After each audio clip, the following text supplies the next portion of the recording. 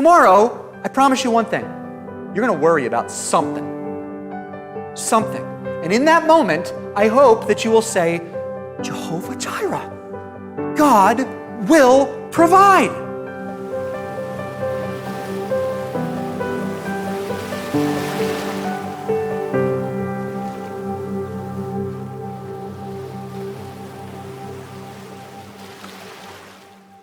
I've been a pastor for about 12 years now.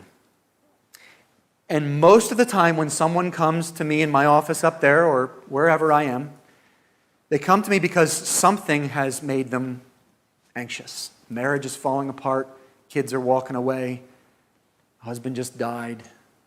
You name it. I've heard everything in 12 years. I can't imagine what the remaining 50 have in store for me.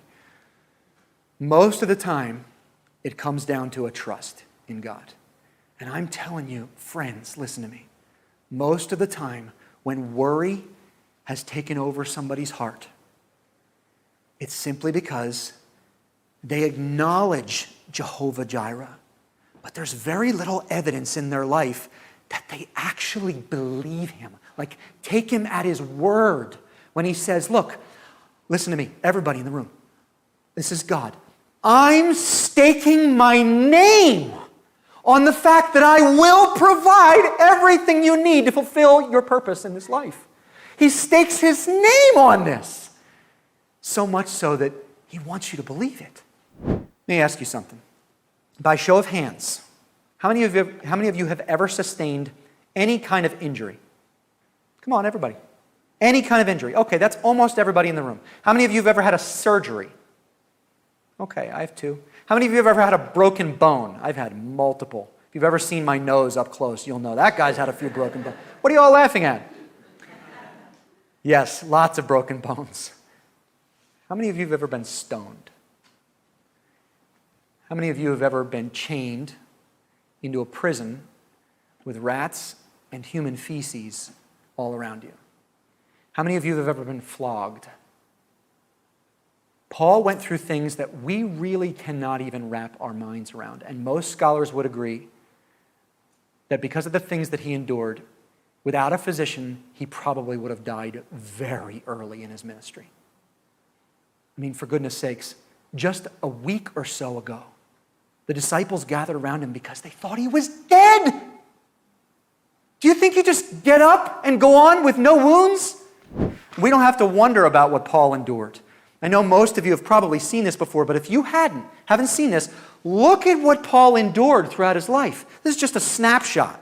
He's comparing himself to other Christians, and he has to defend himself, and look what he says. Are they servants of Christ? I'm speaking like I'm out of my mind, but I am so much more. He means my servanthood has been proven. And look what he says.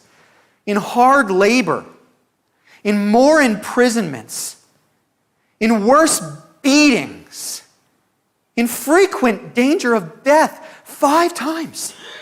I received from the Jews the 40 lashes minus 1. 3 times I was beaten with rods. Once I was stoned. 3 times I was shipwrecked.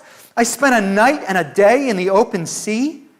In my frequent journeys, I've been in danger from rivers and from bandits, in danger from my countrymen and from the Gentiles, in danger in the city and in the country, in danger on the sea and among false brothers, in labor and toil and often without sleep. Anybody ever suffered from insomnia?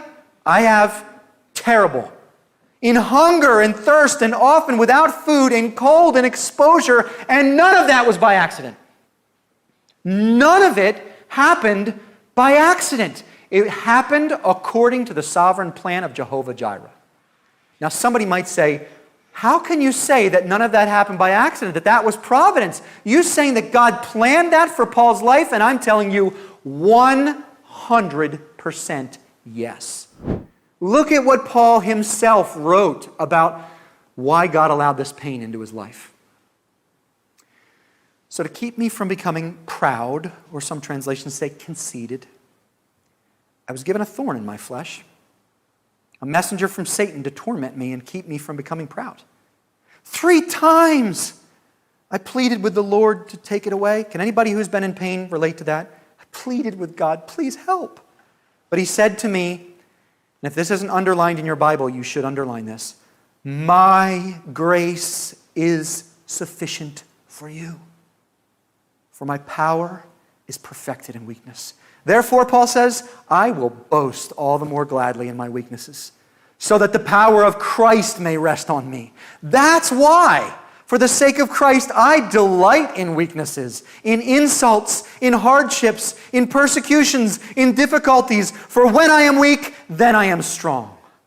Now listen, we're not told exactly what this thorn in the flesh was, but many scholars believe that this was something that had to do with one of his many beatings, perhaps chronic pain that he dealt with. I kind of tend toward that too. I think Paul had some ailments that would make my tennis elbow seem like nothing. You certainly wouldn't want to complain around Paul, that's for sure. And so God says, Paul, I know you want me to take this away. My grace is sufficient for you. I'm almost done. This book, it's really awesome. I'm not even barely through the first chapter, but listen to this. Climbing Mount Providence, which is really what this is. It's a mountain of a book. It's a mountain of an understanding of how Providence works.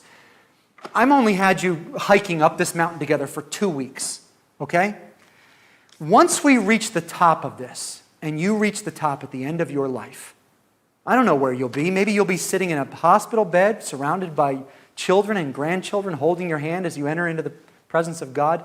When you reach the mountaintop, the peak of Mount Providence, and you look back over your life and see all that God has done and His hand at work to get you where you are, you might ask, Lord, why did you make all this known to me about your providence? What am I supposed to learn from this? What is it supposed to accomplish in my life?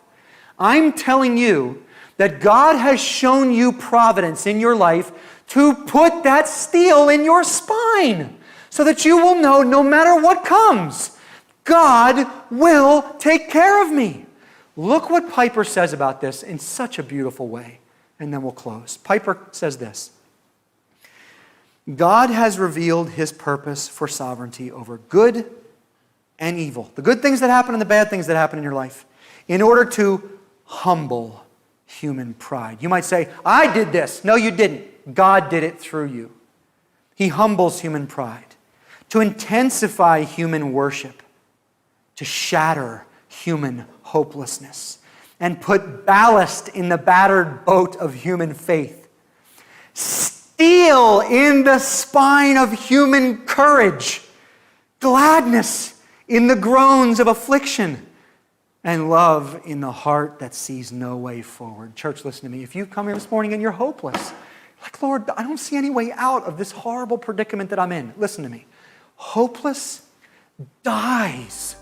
Hopelessness dies. It suffocates at the feet of a man or woman who has put their trust in the providence of God. Hey friends, Pastor Luke just wanted to take a quick second to say thank you for watching the video. If you found it to be edifying and encouraging, make sure to hit the like and subscribe button. For more videos and sermons like this, or to watch the full-length sermon, you can find it right here on our YouTube channel or by visiting our website, www.hopeoflbi.com.